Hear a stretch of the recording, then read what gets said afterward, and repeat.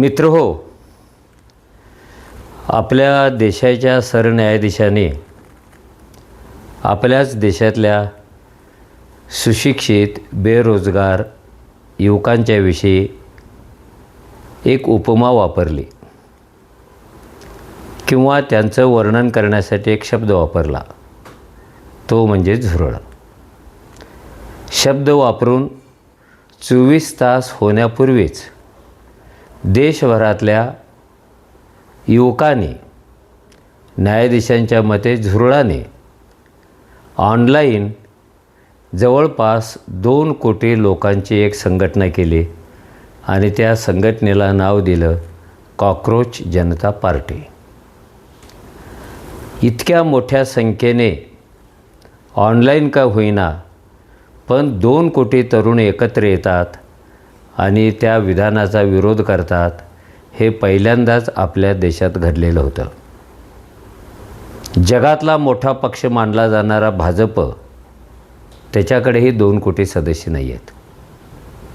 पण झुरळाच्या कॅटेगरीत गेलेल्या युवकांनी मात्र 24 तासात 48 तासात 2 कोटी लोकांचं संघटन केलं. आता ह्या युवकांना झुरळाची उपमा का दिली गेली, त्याच्या मागेसुद्धा विचार असावा. न्यायाधीशाचं कधी स्लिप ऑफ टंग असत नाही, ते टंगच असतं. पण झुरळ हा शब्द वापरण्यापूर्वी हे जे 2 कोटी युवक ज्या पद्धतीनं जगतात, ज्या परिस्थितीमध्ये जगतात, ती परिस्थिती झुरळाच्या जगण्यासारखी असावी म्हणून त्यांना झुरळ हे नाव दिले गेलं. वास्तव काय आहे?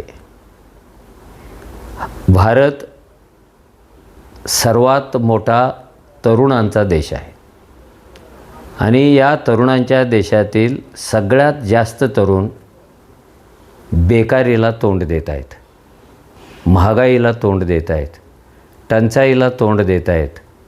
इतकं शिक्षण घेऊन, इतकं वय वाढून नोकऱ्या मिळत नाहीत. सरकारी नोकऱ्यांचं तर आता नावच काढायचं नाही, कारण त्या बंद केल्या जमा आहेत आणि ज्या उरल्या सुरल्या त्या रिझर्वेशनासाठी वापरायच्या आहेत. सरकारी नोकऱ्या नाहीत, खाजगी नोकऱ्या नाहीत, कारण तंत्रज्ञानाच्या वाढत्या वापरामुळं, AI मुळं, संगणकामुळं माणसांची जागा यंत्रे घेत आहेत. त्यामुळं माणसांना मिळणाऱ्या नोकऱ्यासुद्धा स्वाभाविकपणे कमी झालेल्या आहेत. नोकरीशिवाय, उत्पन्नाशिवाय जगणं ही अतिशय अवघड गोष्ट असते. जी सुशिक्षित बेकार पोरं आहेत, ती बेकार अवस्थेमध्ये पहिल्यांदा आत्मसन्मान गमावून बसतात. समाजात त्यांना कुणी गिनतच नाही, कुटुंबात त्यांना ओझं मानतात, रिकामटेकडा मानतात. ह्याच्या जगवण्याची जबाबदारी कुणी घ्यायची असा प्रश्न कुटुंबात आणि समाजात सातत्याने उपस्थित केला जातो. अन्य देशाप्रमाणे भारतातल्या बेकारांना निर्वाह भत्ता पण नाही. कॅनडासारख्या देशामध्ये आणि आता अलीकडे कर्नाटक आणि तमिळनाडूमध्ये ज्या तरुणांना नोकरी मिळायला पाहिजे पण मिळत नाही, त्यांना नोकरी मिळेपर्यंतच्या काळात जगता यावं, कुठे 2,000 कुठे 7,000 रुपये दिलं जातं. आता याला पण काय अर्थ नाही, कारण मुळात तरुणांच्या मनगटाला काम पाहिजे आणि ते काम मिळत नाही. त्याचा परिणाम असाही होतो, अनेक तरुण कोमात जातात, निष्क्रिय होतात, बेजबाबदार पण होतात, काही चुकीच्या मार्गावर पण लागतात आणि काहीजण आपण मिळवलेल्या पदव्यांचा विचार न करता पडेल ती कामं करतात. तुम्ही कोकणात गेला तर निम्म्यापेक्षा जास्त वेटर हे ग्रॅज्युएट आणि पोस्ट ग्रॅज्युएट आहेत. तुम्ही पुण्यात गेला तर असे हलकी सलकी कामं करणारे अनेक पोरं आहेत, ते ग्रॅज्युएट, डबल ग्रॅज्युएट आहेत आणि स्पर्धा परीक्षेसाठी UPSCसाठी आलेले आहेत.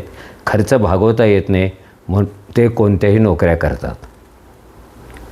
देशात असे कितीतरी पोरं आहेत जे महानगरात स्पर्धा परीक्षेची तयारी करायला जातात, पण राहण्याची मुक्कामाची सोय होत नाही, अभ्यासाला जागा मिळत नाही, म्हणून तो बागेत, झाडाखाली, फुटपाथवर, नदीच्या काठावर, पुतळ्याजवळ जिथे मिळेल ती जागा पकडून ते अभ्यास करण्याचा प्रयत्न करतात, पण त्यांना नोकरी मिळेल याची गॅरंटी नाही. एवढं करू नये. ज्यांना नोकरीच मिळत नाही त्यांचं आयुष्य खूप दुर्बल बनतं, मिझरेबल बनतं. समोर काही ध्येय नाही, चालण्यासाठी वाट नाही, डोळ्यात स्वप्न नाही, कुटुंबावरचं ओझं हा कोणत्या मानसिकतेमध्ये जगत असेल. दरवर्षी या कॅटेगरीमधली अनेक पोरं आत्महत्या करतात, काही गुन्हेगारीच्या वाटेवर जातात आणि पुन्हा बदनाम फरिश्ते होतात. आता यांचं वर्णन करण्यासाठी जो शब्द वापरला तो चुकीचाच होता, सरन्यायाधीशांनी जरी वापरला असला तरी. आणि न्यायाधीश कधी चुकीचं बोलत नाहीत असं समजण्याचं पण काही कारण नाही. आपल्या मनात न्यायालयाविषयी आदर पाहिजे, सन्मानाची भावना पाहिजे. हे सगळं गृहीत धरूनसुद्धा न्यायालय चुका करतच नाहीत अशा निष्कर्षाला कोणी जाऊ नये, कारण अशा चुकांची एक लांबलचक यादीच इतिहासामध्ये आपल्याला दिसते. राजस्थानमध्ये भौरी देवी या आदिवासी महिलेवर बलात्कार झाला तेव्हा खालच्या न्यायालयात निकाल देताना कोर्टाने काय सांगितलं होतं? क्षत्रिय माणूस आदिवासी महिलेवर बलात्कारच करत नाही. या विधानाच्या विरोधात सगळ्या स्त्रीमुक्ती चळवळी, सगळे पुरोगामी लोक एकत्र झाले आणि सुप्रीम कोर्टापर्यंत ती केस नेली. आणखी एका कोर्टाने ज्याच्याविरुद्ध बलात्काराचा गुन्हा सिद्ध झाला त्याला शिक्षा म्हणून कोर्ट उठेपर्यंत उभा राहण्यास सांगितलं. ते कसले निकाल होते? राखीव जागा संदर्भातले काही टिप्पणी असतील, अजून काही महत्त्वाच्या विषयावरच्या टिप्पणी असतील. काही वेळेला न्यायालयाकडून अशा प्रकारची विधानं जी समाज मनाला रुचली नाहीत, जी नैतिकतेला रुचली नाहीत अशी केली गेलेली आहेत. याचा अर्थ सगळ्या न्यायाधीशाला आरोपीच्या पिंजऱ्यात उभा करता कामा नये. पण तरुणांना झुरळ म्हणायचं असेल तर पहिल्यांदा हा प्रश्न न्यायालयाने विचारायला पाहिजे की तुम्ही ज्यांना झुरळ म्हटलं ती झुरळं या समाजात जन्मालाच का आली? इतक्या मोठ्या संख्येने 2-2, 3-3 कोटी युवकरूपी झुरळं ज्या समाजात, ज्या देशात असतात, तो देश साला कुठे जाणार आहे? तो काय करणार आहे?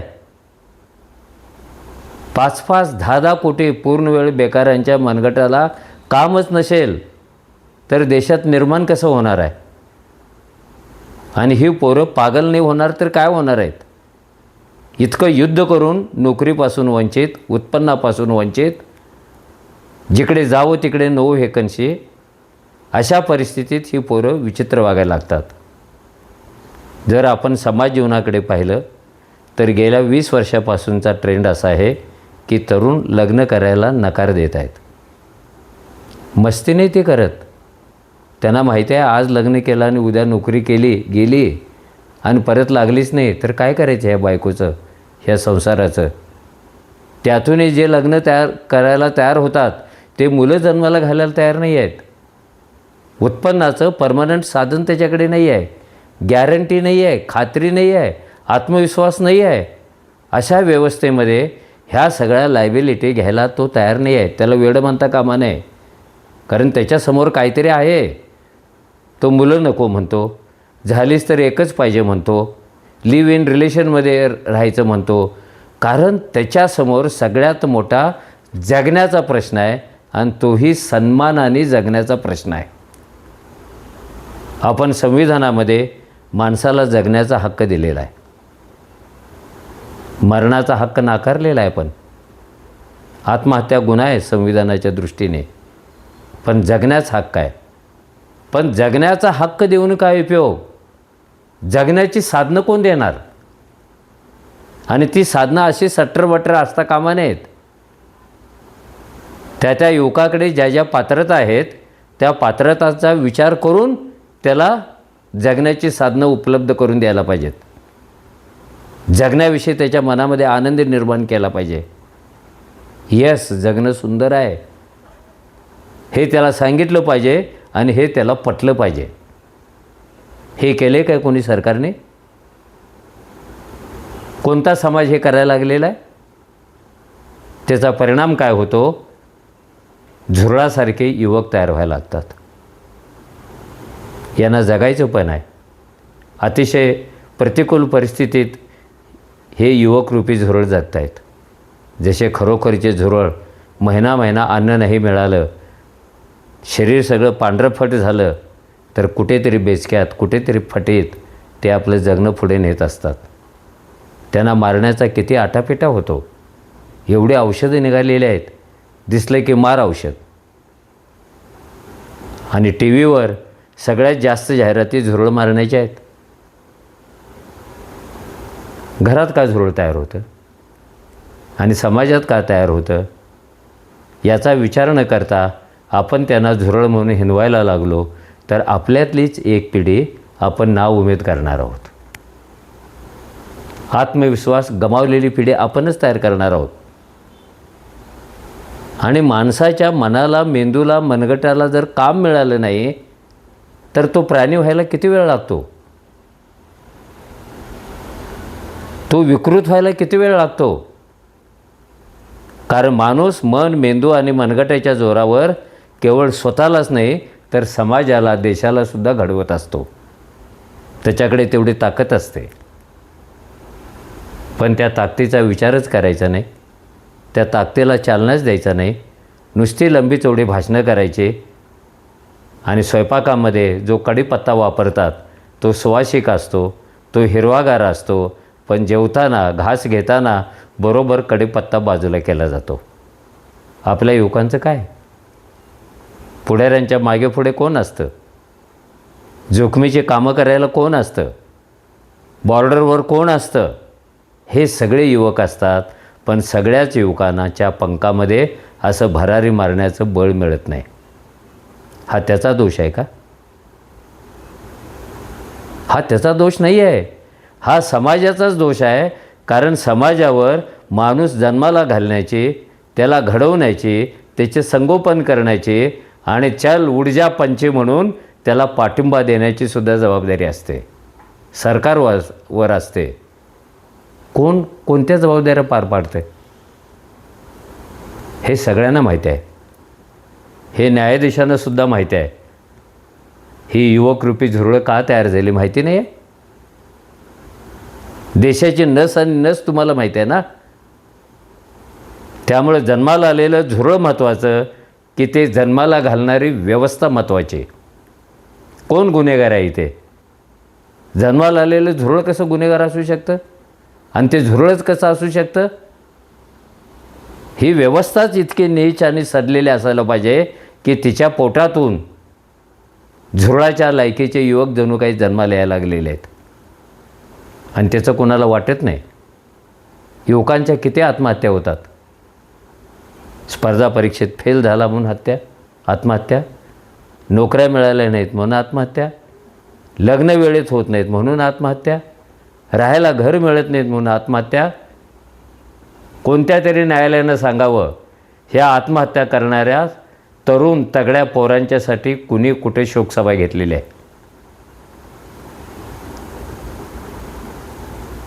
आणि 2-2 कोटी युवकरूपी झुरळं ज्या देशात असतील तर तो देशच झुरळांचा असायला पाहिजे वृत्तीनं.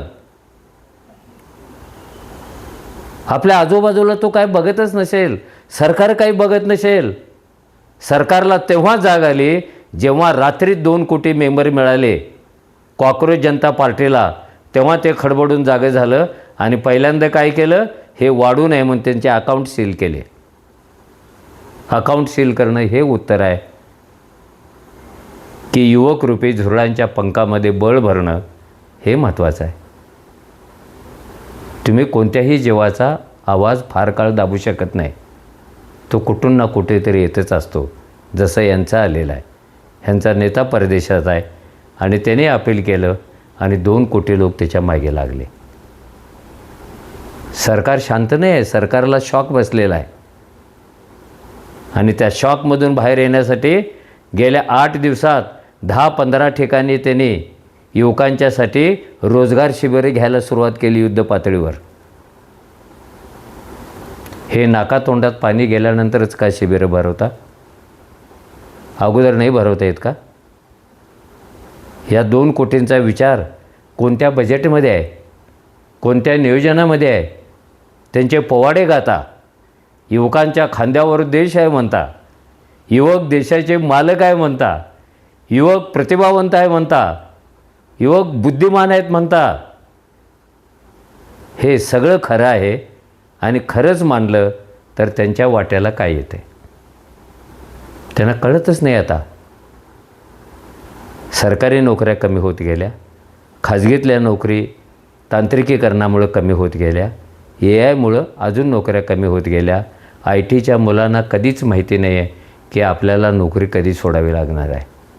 ती सकाळ असेल, ती मध्यरात्र असेल, की तो लग्नाचा दिवस असेल, की आईवडिलांच्या श्राद्धाचा दिवस असेल.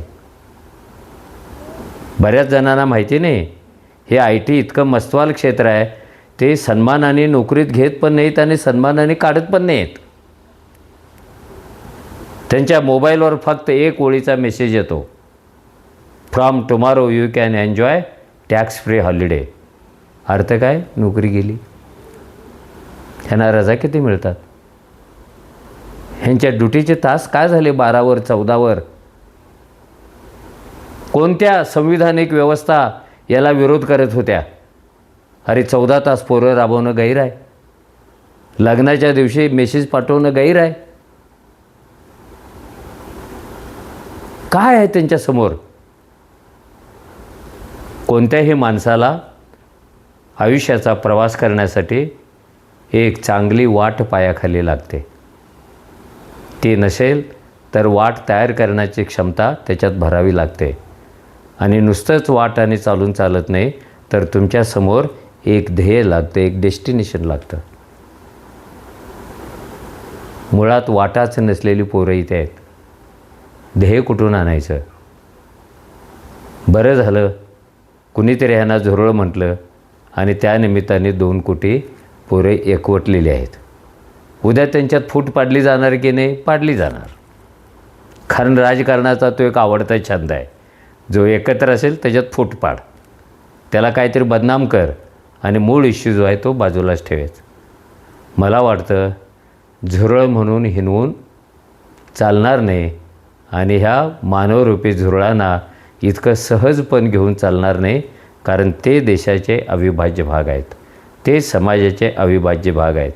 आजचा तरुण कोणत्या अवस्थेत आहे यावरच उद्याचा देश कोणत्या अवस्थेत आहे हे ठरणार आहे. त्यामुळे जे झालं ते झालं, त्याच्यातून जे निष्पन्न झालेलं आहे त्याचा सारासार विचार, त्याचा विवेकपूर्ण विचार जर व्यवस्था करेल तर झुरळांना संघटना बांधण्याची गरज भासणार नाही.